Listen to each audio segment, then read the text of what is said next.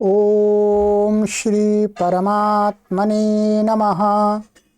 ओम श्री गुरुभ्यो नमः।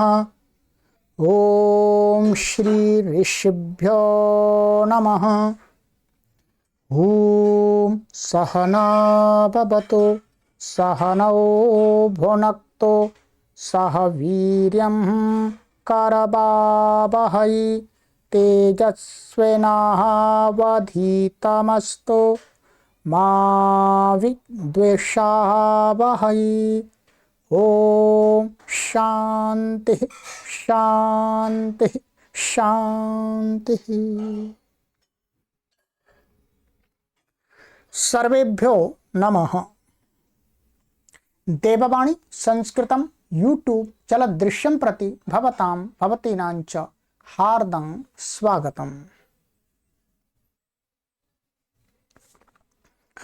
मित्रों, लघु सिद्धांत कौमुदी संपूर्ण अध्ययनम अथ षडलिंगेषु अजंत पुल्लिंगाः कक्षा संख्या 37 को आज पढ़ेंगे। 37वीं 37th को,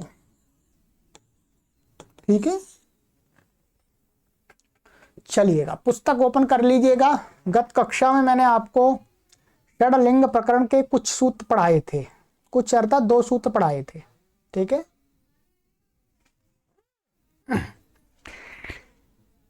आपको हमने पहले ही बता दिया, व्याकरण पढ़ने के लिए परिश्रम की बहुत आवश्यकता है। परिश्रम आपको करना ही पड़ेगा और आपसे अधिक परिश्रम मुझे करना पड़ता है। ये सारी राम कहानी तैयार करनी पड़ती है पहले ठीक है। राम कहानी का मतलब ये सारा डाटा तैयार करना पड़ता है, फिर आपको इसको समझाना होता है, ठीक है। चलिएगा, तो हमने आपको गत कक्षा में ये 2 सूत्र पढ़ाए थे। अर्थवद धातु रप्रत्यय प्रातिपदिकम कृतद्धित समासाश्च। इन दोनों सूत्रों से क्या निकल के आया था? ये दोनों सूत्र कैसे हैं? संज्ञा सूत्र हैं। ये बता दिया था आपको। कैसे सूत्र हैं बोलो? संज्ञा सूत्र। नाम रखते हैं। क्या नाम रखते हैं? प्रातिपदिकम। किसका नाम रखते हैं? ये अव्युत्पन्न और व्युत्पन्न जो शब्द हैं उनका नाम रखते हैं। तो ऊपर वाला जो सूत्र है ये तो अव्युत्पन्न पक्ष के लिए था, और नीचे वाला सूत्र है व्युत्पन्न माने कृत प्रत्यांत, तद्धित प्रत्यांत और समस्त जो पद होता है उसकी क्या करता है? प्रातिपदिक संज्ञा कर देता है। तो जो हमने आपको बताया था कि किसी शब्द के जो सुबंत शब्द हैं, तिङंत तो छोड़ दीजिएगा, उनके रूप चलते हैं रामः रामो राम। अब हमें किसी एक शब्द के, ये लेंगे अपने आप उदाहरण बताएंगे आगे, तो एक शब्द के हमें 8 माने 7 विभक्ति और संबोधन विभक्ति सब में रूप कैसे चलाने हैं। तो सबसे पहले अजंत पुल्लिंग माने अजंत शब्द लेंगे ये, और अजंत में सबसे पहला अच प्रत्याहार में कौन सा वर्ण आता है? अ। अ का मतलब हो गया ह्रस्व अकार। तो ह्रस्व अकार वाला पुल्लिंग शब्द का रूप की सिद्धि के लिए अब भूमिका बना दी है, ठीक है। तो ये आ गया। अब जब प्रातिपदिक संज्ञा किसी की हो जाती है, जिस किसी शब्द की प्रातिपदिक संज्ञा हो गई, प्रातिपदिक नाम हो गया, तो उसको कौन कौन से कार्य प्राप्त होते हैं, अब वो कार्य बताने जा रहे हैं। वो किन सूत्रों से होते हैं ये बताने जा रहे हैं आचार्य वरदराज महाराज जी। चलिए, तो इस प्रकरण का ये 3रा सूत्र है। लघु सिद्धांत कौमुदी के सूत्र क्रम में ये 118वां सूत्र है, ठीक है जी। सूत्र है आपका स्वौ जसमौट छष्टाभ्याम भिस्ङेभ्याम भ्यस ङसेभ्याम भ्यस ङसो साम घियों सुप। ऐसा है, ठीक है। ये क्या है? 21 प्रत्यय है, मिलाकर के पढ़े हुए हैं, इसलिए सूत्र रूप में पढ़ा है मैंने, ठीक है। ये आपके 4थे अध्याय के प्रथम पाद का 2रा सूत्र है जी। क्या है? प्रथम पाद का, चौथे अध्याय के प्रथम पाद का। तो ये चौथा अध्याय पढ़ने लग गए। चलिए अब इसका अर्थ देख लेते हैं, अपने आप स्पष्ट हो जाएगा। ठीक है। सु औ जस इति प्रथमा, अम औट शस इति द्वितीया, टाभ्याम भिस इति तृतीया, ङेभ्याम भ्यस इति चतुर्थी, ङसीभ्याम भ्यस इति पंचमी, ङस ओस आम इति षष्ठी, गी ओस सुप इति सप्तमी। प्रथमा से यहां पर क्या लेना? प्रथमा विभक्ति। द्वितीया से क्या लेना? द्वितीया विभक्ति। तृतीया से तृतीया विभक्ति, चतुर्थी विभक्ति, पंचमी विभक्ति, षष्ठी विभक्ति, सप्तमी विभक्ति। अब आप कहेंगे विभक्ति कहां से आ गई? इसी प्रकरण में आगे चल के हम एक सूत्र पढ़ेंगे, या एक सूत्र पढ़ेंगे आगे चल के। सूत्र की संख्या भी मैं आपको बता देता हूं कि कौन सा वो सूत्र है। ठीक है। आगे सूत्र आ रहा है आपका 130वां, इसी लघु सिद्धांत कौमुदी के क्रम में 130वां सूत्र आएगा। क्या आएगा? विभक्तिश्च।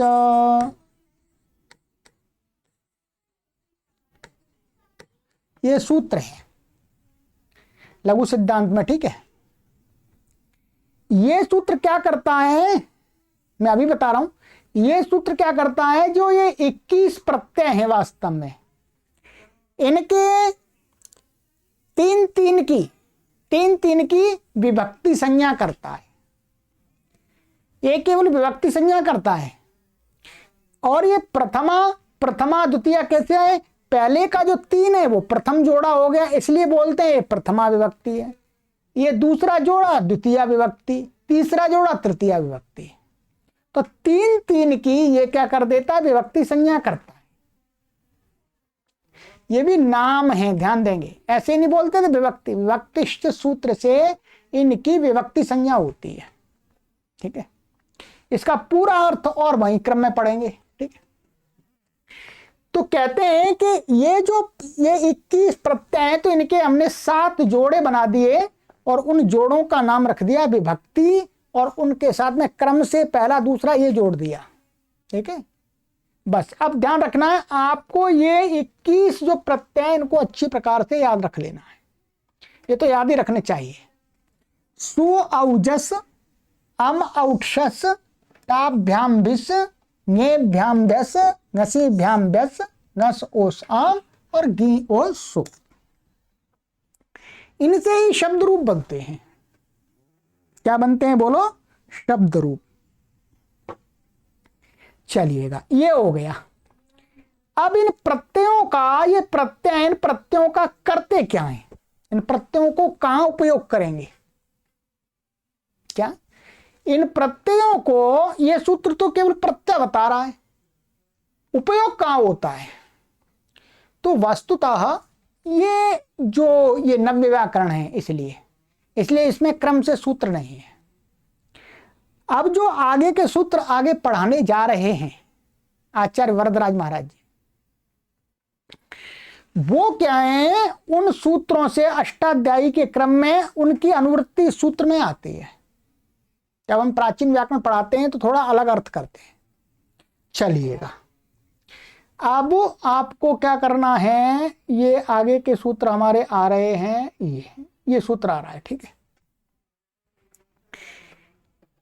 इनको पढ़ने से पहले थोड़ा सा यहां पर और मैंने आपके लिए टेबल यहाँ पीडीएफ बनाई है कि ये जो प्रत्यय हैं आपके, ये तो क्या है? ये प्रत्यय ये वाले 21 थे, सु औ जस, और ये आपका सु औ जस, ये 2 बार होता है। माने जो ये वाले प्रत्यय हैं पहले वाले संबोधन में वही होते हैं, संबोधन में प्रथमा व्यक्ति के एक ही होते हैं, 2 दिखा दिए हैं। ठीक है।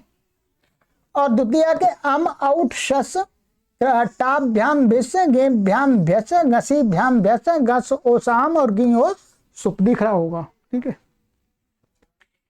वस्तुतः ये प्रत्यय हैं, अब ये भी जान लेना है, अभी आपको सभी सूत्र नहीं पढ़ाए जाएंगे, अभी आपको इतना जान लेना है कि ये प्रत्ययों का क्या बचता है, अवशिष्ट रूप ये बचता है, ये वाला या क्रम से। सु का क्या बचता है, स, और उस स को क्या हो जाता है, विसर्ग हो जाता है, जो हमें दिखता है स को विसर्ग हो जाता है आगे चल के। तो इस सु प्रत्यय का वास्तव में स बचता है, ऊ चला जाता है, उसकी संज्ञा हो जाती है, बता देंगे आपको, ठीक। औ का औ रहता है, जस का आह आह बन जाता है, और ये सु औ आह, ठीक है। अम औ आह, आ भ्याम भिस, ए भ्याम भ्यः, आह भ्याम भ्यः, आह ओह आम, ई ओह सु। इनका ये रूप बचता है वास्तव में, बाकी इनका ये इनकी कटाई छटाई करके ये ऐसे बचते हैं, इनका प्रयोग होता है, ठीक है। आप ये कहेंगे इनमें से ये कैसे है, आउट का औ कैसे रह गया, ट कहां चला गया, तो इसके लिए आगे सूत्र हैं, आगे सूत्र हैं, उनसे होगा, बताते चलेंगे आपको साथ साथ, ठीक है। चलिएगा अब चलते हैं आगे वाला सूत्र पढ़ेंगे।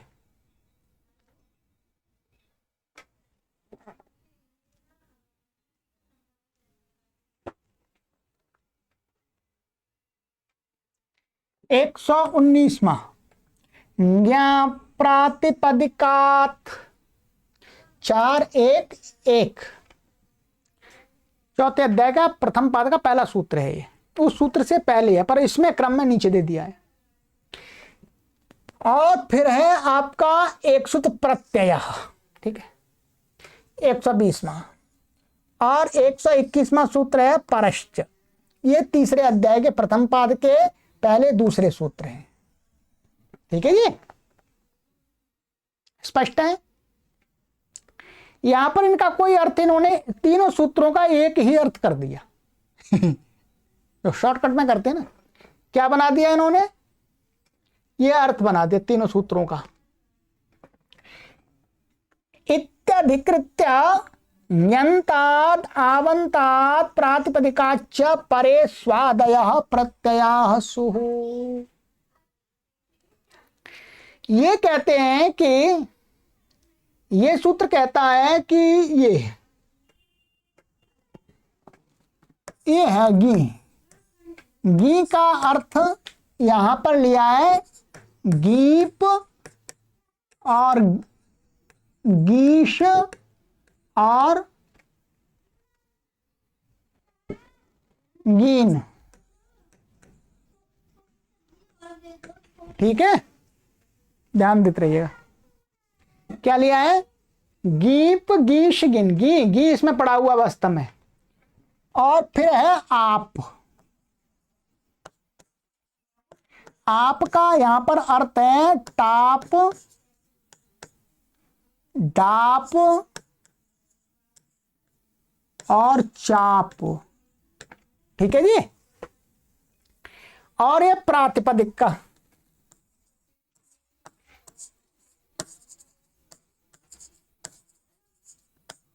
ये है, इसमें गी और आप आ गया तो इक्वची संधि होकर एक ज्ञाप बन गया प्रात, ये पंचमी का रूप है। पंचमी का अर्थ हमने आपको बता दिया, तस्मात् दित्युत्तरस्य, माने उत्तर को काम होगा, माने जिस व्याकरण में पंचमी का अर्थ क्या होता है, उत्तर को काम। तो अब इसका अर्थ क्या होगा, ये तो आपको अभी समझ में नहीं आएंगे, ये स्त्रीलिंग प्रत्यय हैं, ये गीप गीश गीन टाप डाप चाप, ये क्या है, स्त्रीलिंग शब्द बनाने वाले प्रत्यय है, ठीक है। हमें जो अभी काम करना है वो करना है इससे प्रातिपदिक। इसका अर्थ हुआ कि ये गी माने गीपंत और गीशंत और गीनंत शब्द, माने गी प्रत्यांत गीश प्रत्यांत और गीन प्रत्यांत शब्द, जैसे नदी है गौरी आदि आगे देखेंगे, ठीक है। और टाप, आप माने टाप डाप, टाप प्रत्यांत डाप प्रत्यांत चाप प्रत्यांत, टाप जैसे रमा लता ये आदि हैं।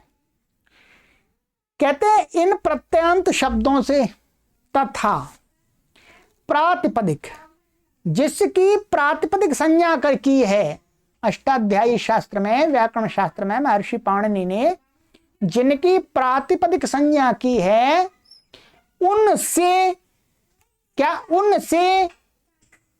माने इस सूत्र की अनुवृत्ति उस सूत्र में जाती है। वो क्या होते हैं, 21 सुऔजस होते हैं और उनका नाम भी क्या रख दिया, प्रत्यय। वो क्या होते हैं, प्रत्यय होते हैं। ये ऊपर से प्रत्यय आ रहा है, ये भी संज्ञा सूत्र है। तो प्रत्यय है वो सुऔजस 21 क्या है, प्रत्यय। और वो प्रत्यय कहां होते हैं, सूत्र आगे बना दिया, परश्च माने परे होते हैं। वैसे माने परश्च तो इस पंचमी से हो सकता था, परंतु फिर भी स्पष्टता के लिए कहा परश्च माने जो प्रत्यय होता है वो परे ही होगा। ठीक है, अब वही इसका अर्थ कहा, क्या कहा, इति अधिकृत्य माने इन तीनों सी सूत्रों को, न्या प्रातिपदिकात प्रत्यय परश्च, इनको अधिक माने इनकी अनुवृत्ति ला करके क्या करना है, इनका अर्थ बनाना है न्यंतात। न्यंतात का अर्थ हो गया गी प्रत्यांत, गीश प्रत्यांत, गीन प्रत्यांत।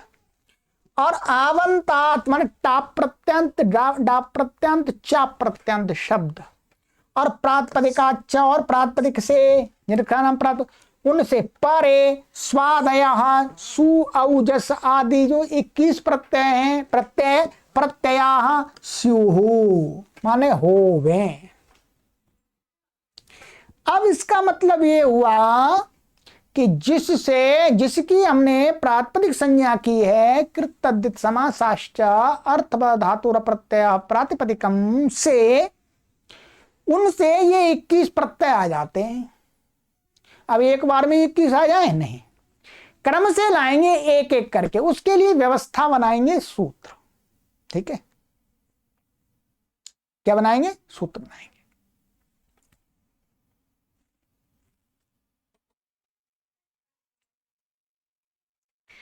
तो अब क्या हुआ, इन्होंने आगे जो उदाहरण लिया है, ठीक है, क्या लिया है, एक उदाहरण लिया है यहां पर। आगे एक उदाहरण सिद्ध करेंगे यहां पर राम शब्द। ठीक है, यहां ये राम बना लिया, तो रामा का मतलब इन्होंने राम शब्द ले लिया। क्या लिया बोलो, राम शब्द। राम शब्द की व्युत्पन्न पक्ष में अर्थ व धातु और प्रत्यय प्रातिपदिकम से प्रातिपदिक संज्ञा होगी, और व्युत्पन्न पक्ष में कृत तद्धित समासाश्च से होगी, और अव्युत्पन्न पक्ष में राम की अर्थ धातु और प्रत्यय प्रातिपदिकम से होगी। ठीक है, ध्यान दीजिएगा। तो राम शब्द की हमने प्रातिपदिक संज्ञा कर दी अर्थवत धातु और प्रत्यय प्रातिपदिकम से, ऐसा आप मान के चल रहे हैं। ठीक है, हमने इसको अव्युत्पन्न मान लिया, किसी का नाम मान लिया।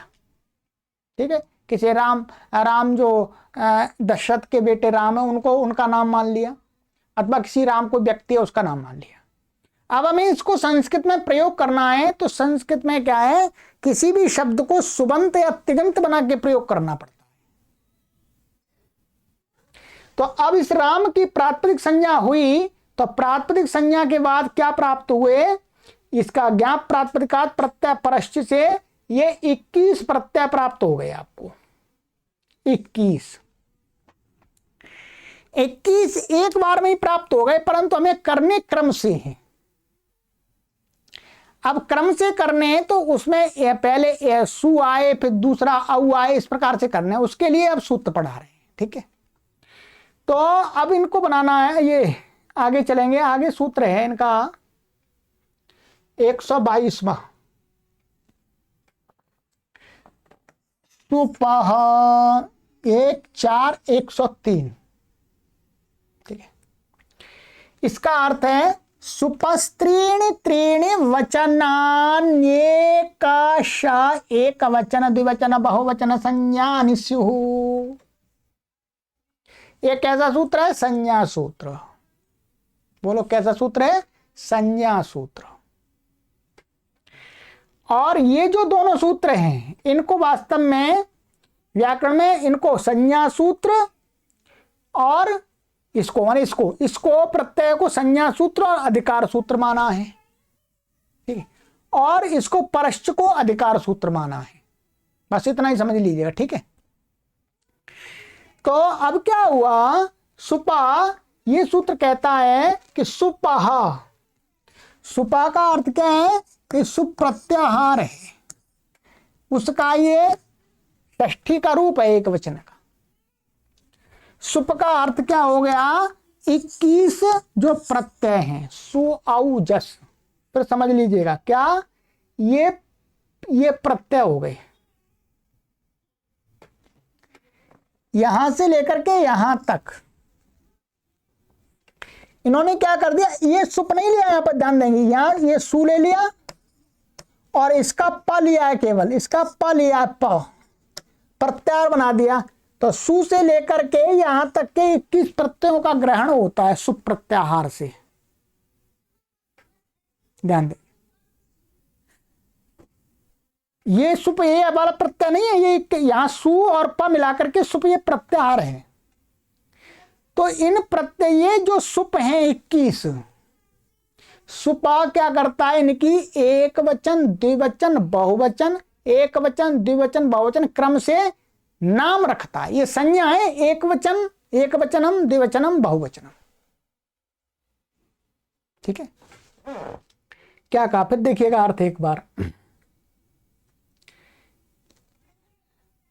कहा सुपाहा, सुप के त्रीणि त्रीणि वचनानि, माने तीन तीन जो वचन हैं, तीन वचन माने कहना, तीन कथन है जो सु औजस अम औषस, उनकी एक शाह माने एक एक करके, क्या, एक एक करके क्रमशः एक वचन द्विवचन और बहुवचन नाम हो जाते हैं, संज्ञानि सु। अब क्या होगा इनका नाम, देखिएगा, नाम, इनका नाम रखा जा रहा है, ध्यान रखेंगे। सु एक वचनम द्विवचनम बहुवचनम, अम एक वचनम द्विवचनम बहुवचनम, एक वचनम द्विवचनम बहुवचनम, माने ये मैं बोल रहा ऐसे ही, एक वचनम भ्याम द्विवचनम भ्यस बहुवचनम, एक वचनम द्विवचनम बहुवचनम, एक वचनम द्विवचनम बहुवचनम, एक वचनम द्विवचनम और बहुवचन, इनका नाम रख दिया। क्या नाम रख दिया, नाम रख दिया। एक वचन कहेंगे कहीं पर भी तो कौन कौन से आ जाएंगे, ये सब पहले पहले आ जाएंगे, सु अम टा ङे और ngसी ngस और गी, ये आ जाएंगे एक वचन कहेंगे तो, ठीक है। तो इसने नाम रखा है सुपह। अब क्या है, इसी सुपह के नीचे जो मैंने आपको अभी बताया था, इसी सुपह के नीचे, सुपह के आगे अष्टाध्यायी में तो सुप के नीचे है, परंतु लघु सिद्धांत कौमुदी में कुछ सूत्र का व्यवधान है, वो 130वां सूत्र है, ये मैंने बताया था, विभक्तिश्च,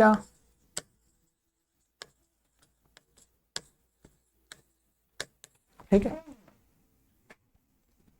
ये विभक्तिश्च। तो ये क्या करता है, ये कहता है कि इन जो सुप है इनकी तीन तीन की विभक्ति संज्ञा होती है, जो मैंने अभी बताया था, क्या, विभक्ति संज्ञा। तो तीन तीन की प्रथमा विभक्ति, द्वितीय विभक्ति, तृतीय विभक्ति, चतुर्थी विभक्ति, पंचमी विभक्ति, षष्ठी विभक्ति, सप्तमी विभक्ति, ये विभक्ति हो गई। तो ये ध्यान रखेंगे, ये सूत्र यहां पर लगेगा, इसके बाद ये सूत्र यहां लगेगा, परंतु क्रम में आगे वो आगे पढ़ लेंगे, कोई बात नहीं है, ठीक है। तो विभक्तिष्ठ से तीन तीन की विभक्ति संज्ञा हो गई, और उन तीन में से एक दो दूसरे की एक वचन द्विवचन बहुवचन संज्ञा हो गई, ये संज्ञा हो गई, ध्यान रखते जाइएगा। अब क्या करना है, एक सूत्र यहां पर लगेगा, हमें अभी क्या करना है, प्रथमा विभक्ति का राम बनाना है। क्या बनाना, बोलो, राम। तो रामा जो रूप है वो कहां का है? प्रथमा विभक्ति का है। क्या है? प्रथमा विभक्ति का। तो प्रथमा विभक्ति के कौन से प्रत्यय? यहां पर प्रथमा विभक्ति के कौन से प्रत्यय हैं? ये 3 प्रत्यय हैं। परंतु हमें यह बताना पड़ेगा कि प्रथमा विभक्ति किस सूत्र से आती है। यहां लघु सिद्धांत कौमुदी में यहां क्रम में नहीं दिया, आगे विभक्ति के प्रकरण में दिया है वो सूत्र। मैं अभी आपको यहीं पढ़ाऊंगा, वो यहीं पढ़ना पड़ेगा। ठीक है, विभक्ति के प्रकरण में एक सूत्र आता है ये वाला, पूरा अच्छी प्रकार से तो वहीं समझेंगे। अभी केवल थोड़ा सा उसका सूत्र देख लेते हैं। ये विभक्ति प्रकरण का सूत्र है लघु सिद्धांत कौमुदी की क्रम संख्या 1262, 1262। अंत में ही है ये। ठीक है, परंतु यहां अभी हमें आवश्यकता है इसकी।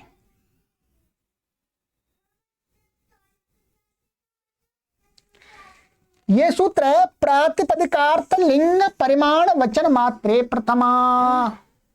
सूत्र याद कर लीजिए। ये कहता है प्रातिपदिक के अर्थ में लिंग परिमाण और वचन मात्र में क्या होती है? प्रथमा माने प्रथमा विभक्ति होती है। क्या होती है बोलो? प्रथमा विभक्ति।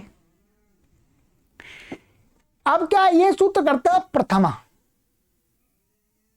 इनमें से आप हम जो भी ये अर्थ, ये कठिन है थोड़ा सा, ठीक है, ध्यान रखेंगे। ये क्या है? थोड़ा सा आपको कठिन पड़ेगा अभी। तो यहां पर हम करेंगे प्रातिपदिकार्थ। प्रातिपदिक के अर्थ में प्रथमा विभक्ति होती है, ऐसा ले लेंगे। जो राम शब्द है, राम का जो अर्थ है, उसको कहने के लिए कौन सी विभक्ति होती है बोलो? प्रथमा। द्वितीया नहीं होती, तृतीया नहीं होती, चतुर्थी नहीं होती, पंचमी नहीं होती, षष्ठी नहीं होती, सप्तमी भी नहीं होती है। कौन सी होती है? प्रथमा। तो प्रथमा विभक्ति किसका नाम है? सु औ जस, इनका नाम है प्रथमा विभक्ति। तो इसका मतलब ये हुआ कि यहां पर जो राम शब्द है, राम से प्रथमा विभक्ति के 3 प्रत्यय प्राप्त हो गए, सु और औ और जस। ये पर 3 तो करने नहीं, हमें तो 1 लाना है अभी। अब हमें 1 लाना है तो उसके लिए आगे सूत्र आ रहा है क्रम से। कहते हैं आगे 123वां द्वे कयोर द्विवचनई का वचने, प्रथम अध्याय के 4थे पाद का 22वां सूत्र है। ठीक है, द्वित्वैकत्वयोरेतेस्तः कहते हैं द्वित्व और एकत्व में माने 2 को बताने की इच्छा हो रही है वक्ता की, तो द्विवचन संज्ञक में द्विवचन नाम वाला प्रत्यय होता है। और वक्ता यदि एकत्व की विवक्षा कर रहा है, एक को बताना चाह रहा है किसी को, मानिए राम कि राम नाम के एक व्यक्ति को बताना चाह रहा है, तो कहते हैं एक वचनम, माने एक वचन जिसका नाम है वो होता है। ठीक है, अब क्या हुआ? ये क्या है? राम, और हम राम किसी एक राम को कहना चाह रहे हैं, तो इसका मतलब एकत्व की विवक्षा है। एकत्व की विवक्षा में एक वचन नाम वाला प्रत्यय होगा। तो इन जो सु और जो औ और ये जस, इनमें एक वचन नाम किसका है? इसका एक वचन नाम है, इसका द्विवचन है, इसका बहुवचन है। तो ये प्रत्यय होगा, क्या होगा? ये होगा। तो ये प्रत्यय आ गया आपका यहां, ध्यान दें। सरल है, कठिन नहीं है कुछ। ये वस्तुतः ये क्या है? ऐसा दिखाते हैं, ये वस्तुतः ऐसा है, अनुनासिक है, सु। ये बताना पड़ता है। सु है ये तो औ है, ये तो जस है, इसमें कोई परेशानी नहीं है। तो राम सु ऐसा हो गया। अब यहां पर क्या है? ये है अनुनासिक। ऊ कैसा? अनुनासिक। अनुनासिक होने से क्या, हमने आपको सूत्र पढ़ाया था, उपदेशे जन अनुनासिक इत है। उपदेशे अनुनासिक, माने उपदेश आपको बता दिए थे मैंने कौन कौन से होते, उन उपदेश में सूत्र भी आते, उनके अंदर जो अनुनासिक अच होता है उसकी क्या हो जाती है, इत संज्ञा। उपदेशे जनुनासिक इत, मैं लिख देता हूं आपके लिए, उपदेशे जनु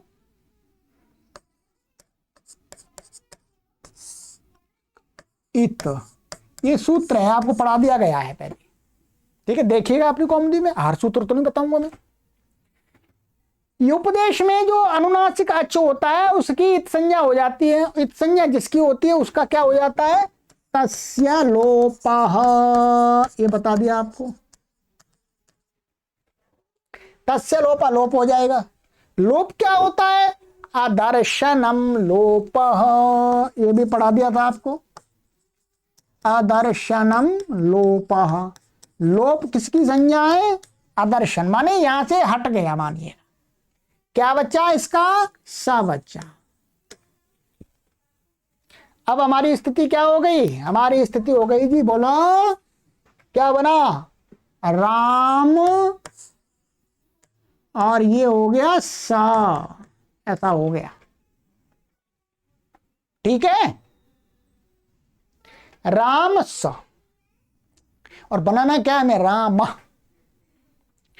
तो कहते अब इसकी क्या है, आगे एक सूत्र बता रहे 124वां, चलिएगा आगे चलते हैं।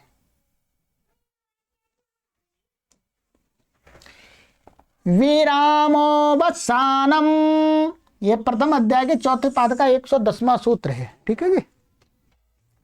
विरामो वत्सानम,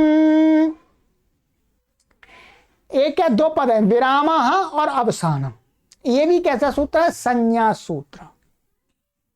क्या है, संज्ञा सूत्र, ये सभी संज्ञा सूत्र ही थे। देखिएगा ये वाला तो संज्ञा सूत्र नहीं है, ये वाला संज्ञा सूत्र था, ये भी संज्ञा सूत्र था, ये भी संज्ञा, ये तो विधि सूत्र था, ठीक है।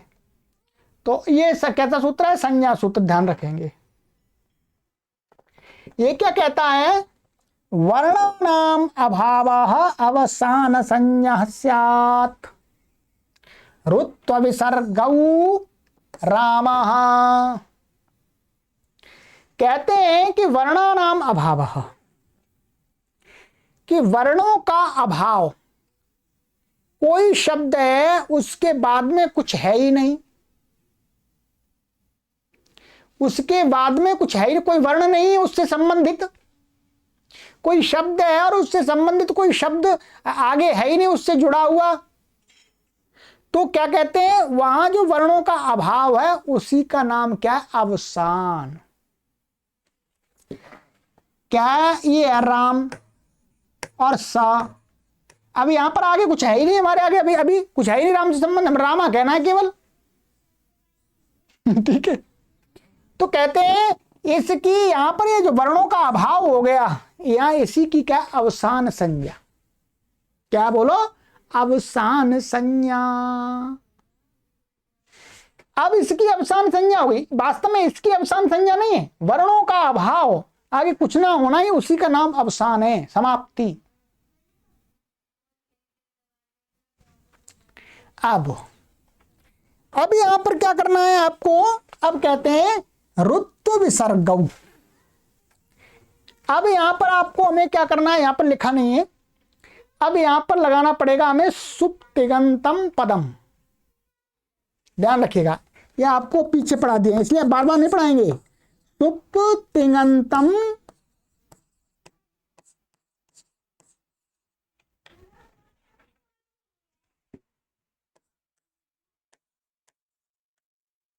सुप्तिगंतम पदम, माने सुप जिसके अंत में और तिंग जिसके अंत में, उसकी क्या होती है, पद संज्ञा।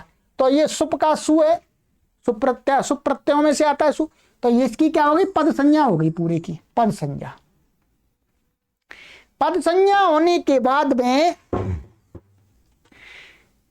पदस्य के अधिकार में, क्या, पदस्य, एक सूत्र है पदस्य, ये 8वें अध्याय का है, ये पदस्य, ये सूत्र है आप अष्टाध्यायी में देखेंगे तो अष्टाध्यायी में मैं आपको बता देता हूं।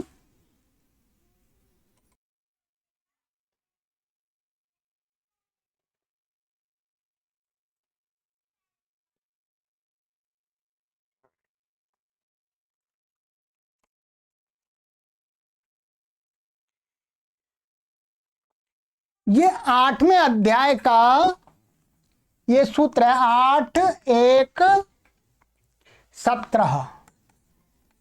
ठीक है, इसके आगे एक सूत्र है ससजुषो रुहु, ये पढ़ लिया हमने संधि प्रकरण में। क्या है? ससजुषो रुहु, ससजुषो रुहु।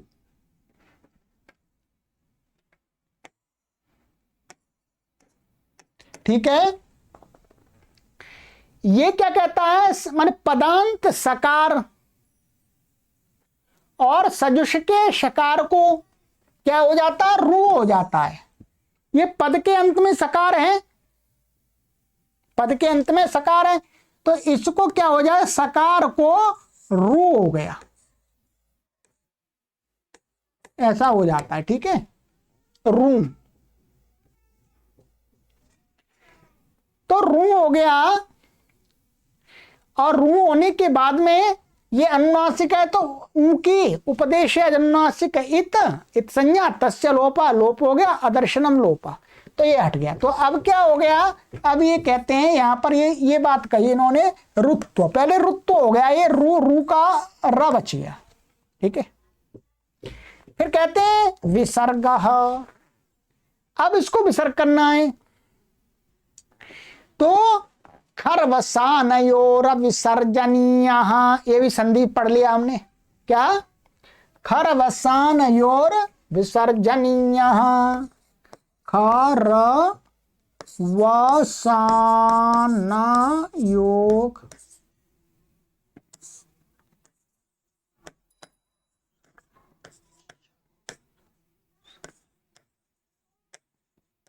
विसर्जनीय, ये पहले पढ़ ले। देखिए, खरवसानी और विसर्जनीय, खर के परे रहते अथवा अवसान के परे रहते क्या हो जाता है? बोलो, रू के रेफ को विसर्ग हो जाता है। खर तो है नहीं आगे, क्योंकि अवसान है, ये खाली है, वर्णों का अभाव अवसान है, तो अवसान में परे मैंने अवसान ही आगे उसके रहते हैं, जो पूर्व में रू का रेफ है उसको क्या हो गया? बोलो विसर्ग।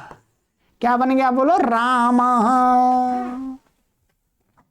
ये ध्यान कर लीजिएगा। ठीक है, तो ये राम ये बन गया। हमें सभी रूप बनाने, राम रामऊ राम। अब आगे की कक्षा में ये अब हम बताएंगे, अब क्या बनाएंगे? राम बन गया आपका, अब बनाएंगे आगे रामऊ, पूरा रूप बना देंगे, फिर बाद में दिखा देंगे ये बनाना है, फिर रामऊ रामा ऐसे बनाएंगे। ठीक है, तो आज की कक्षा में आपको मैंने यहां तक पढ़ा दिया। कितने सूत्र पढ़ा दिए? 1, 2 और एक ये भी पढ़ाया है मोटा मोटा 3, 4, एक 5, एक 6 और एक 7 और एक आपका 8 और विभक्तिश्च भी पढ़ाया है। 9 सूत्र पढ़ा दिए। तो 9 में 7 सूत्र तो इस प्रकरण के ही हैं, 2 सूत्र मैंने अपनी तरफ से अलग से पढ़ाए हैं। ठीक है, चलिएगा, तो अब मिलते हैं आगे। आगे हमारा होगा आगे की कक्षा में, पीडीएफ बनाई नहीं मैंने। ठीक है, चलिएगा, काफी है। सर्वेभ्यो नमः।